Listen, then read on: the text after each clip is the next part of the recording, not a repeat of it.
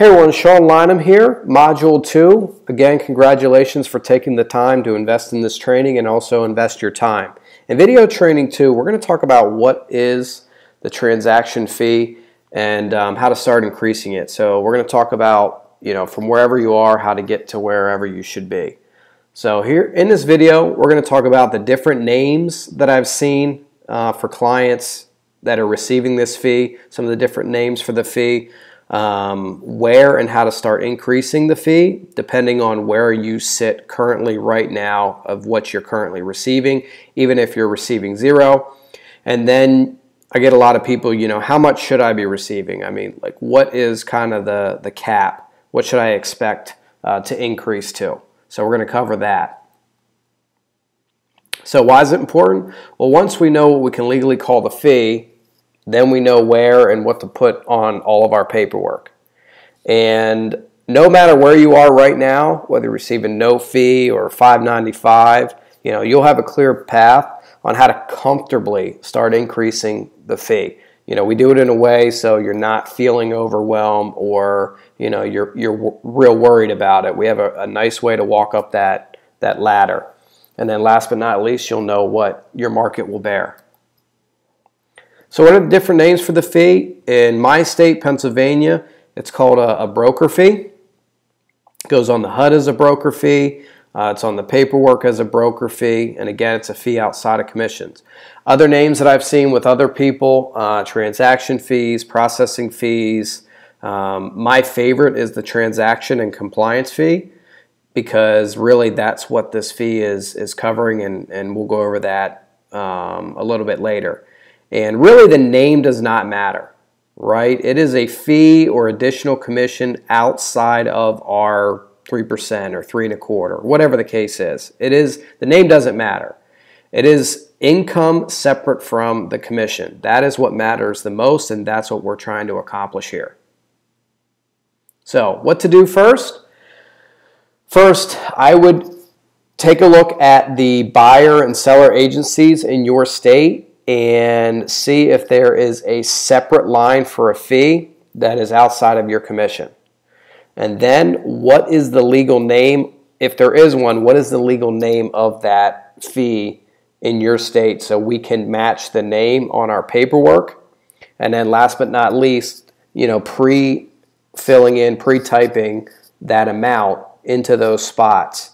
And if you're not receiving a fee, scheduling a meeting with your broker as soon as possible to ensure compliance and let them know that, hey, I'm going to start receiving a fee or, maybe additional commission outside of my 3% or 3 1/4 or whatever it is that you receive, in order to be able to grow my business by taking that extra income and investing it into some admin help or a transaction coordinator.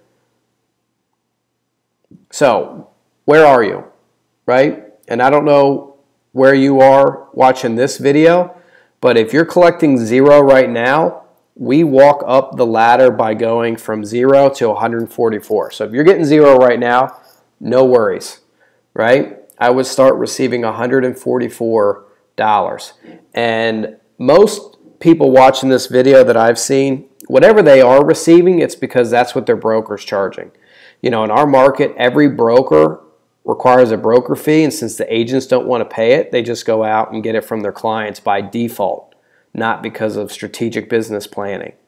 So if your broker's not receiving one, you're probably not collecting this, and that's okay. We go from 0 to 144, okay? And if you already are receiving a fee, I let you know if you're getting 245, we start increasing it by $100. So if you're not receiving a fee, we go from 0 to 144. If you are receiving a fee, increase by 100. Get it in 3 appointments.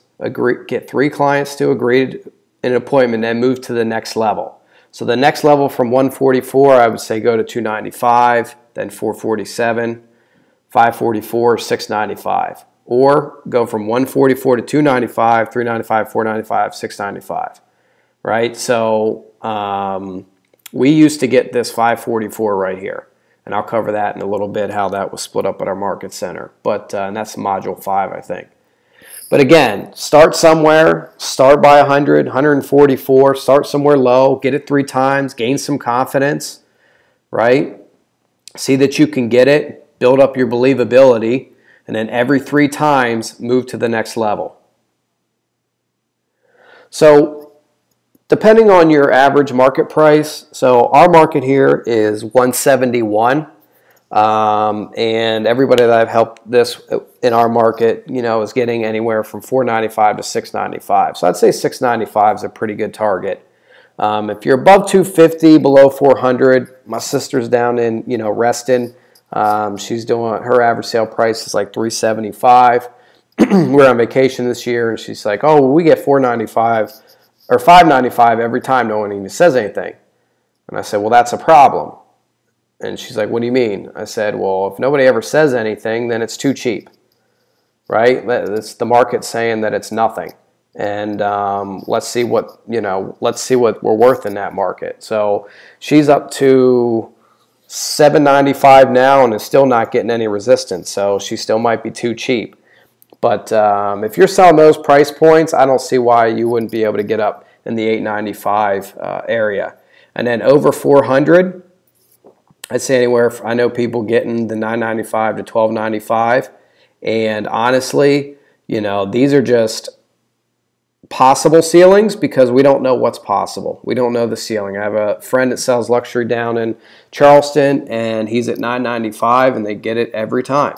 So I've encouraged him to go up by $100 and kind of see where people start creating resistance. So hopefully that gives you an idea of what you see as possible. So from this video, you want to pick a starting point. Put that starting point on all your paperwork and with your programs. Make sure you have met your broker to make sure everything's compliant. And receive an agreement for extra income in your next appointment. So implement and do this right away, as in today. So in your next appointment, you can get the 144 or the extra 100 and start working your way up that income ladder. And then last but not least, get it 3 times and move to the next level. Thanks for watching Module 2.